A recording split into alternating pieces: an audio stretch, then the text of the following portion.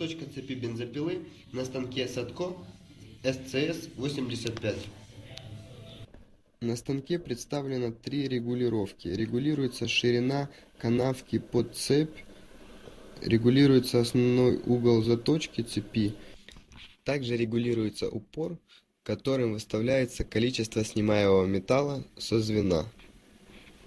При включении станка загорается светодиод подсветки цепи для режущей кромки.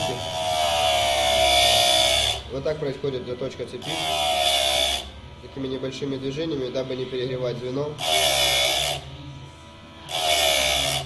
И происходит заточка.